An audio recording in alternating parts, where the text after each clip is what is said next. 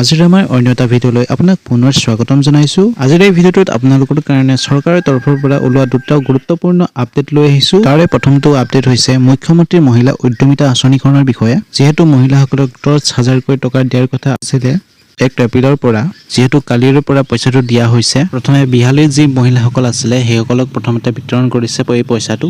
আৰু ইয়াৰ লগতে সকলোবিলাক নথিপত্ৰ ঠিকে থকাৰ পিছতো বহু মহিলাই বাদ পৰি গৈছে, অৰ্থাৎ এতিয়ালৈকে পইচাটো পোৱা নাই। তাৰ বিষয়ে সবিশেষ এই ভিডিঅ'টোৰ জৰিয়তে আপোনালোকে জানিব পাৰিব।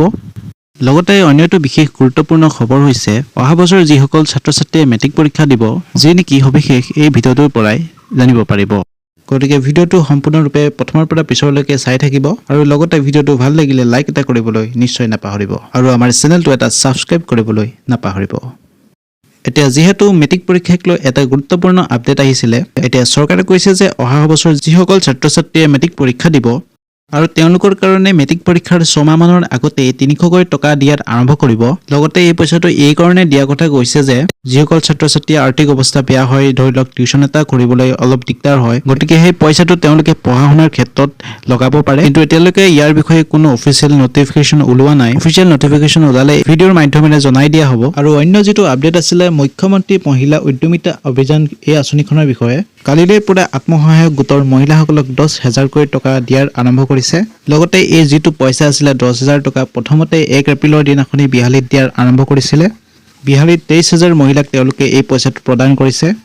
লগতে এই পইচাটো ডাইৰেক্ট বেংক একাউণ্টৰ যোগেদি পঠোৱা হৈছে। আৰু আপোনালোকে গম পায় যে যিহেতু যিসকলৰ আধাৰ কাৰ্ডটো বেংকৰ সৈতে লিংক নাই, যিহেতু চৰকাৰে পইচাটো বেংকত লাভ কৰিবলৈ আধাৰ চিটিঙৰ কথা উল্লেখ কৰা হৈছিলে। আৰু যদিহে যিসকলৰ বেংকৰ আধাৰ কাৰ্ডটো বেংকৰ সৈতে লিংক নাই, তেওঁলোকে পইচাখিনি পোৱাৰ পৰা বঞ্চিত হ'ব পাৰে, কাৰণ বেংকৰ লগত আধাৰ কাৰ্ডৰ লিংক থকাটো বাধ্যতামূলক বুলি কৈছে।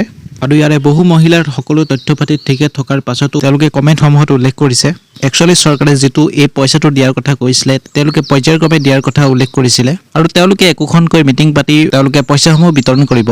আৰু লগতে কৈছে যে আপোনালোকে যদি এই 10,000 টকাটো ভালকৈ ব্যৱহাৰ কৰি দেখাব পাৰে, এনে ক্ষেত্ৰত আহিবলগীয়া দিনত তেওঁলোকে আৰু পইচা প্ৰদান কৰিব। 25,000 টকাত দিব বুলি তেওঁলোকে কৈছে, য'ত 12,500 টকা চৰকাৰৰ ফালৰ পৰা দিব বুলি কৈছে আৰু বাকী 12,500 টকা বেংকৰ ফালৰ পৰা দিব বুলি কোৱা হৈছে। আৰু সেই পইচাটো আপুনি বেংকক ঘূৰাই দিব লাগিব আৰু তাৰ বিনিময়ত কোনো ইণ্টাৰেষ্ট দিব নালাগে, কিন্তু আপুনি তেওঁলোকক পইচাটো ডাইৰেক্টলি ঘূৰালেই হ'ব।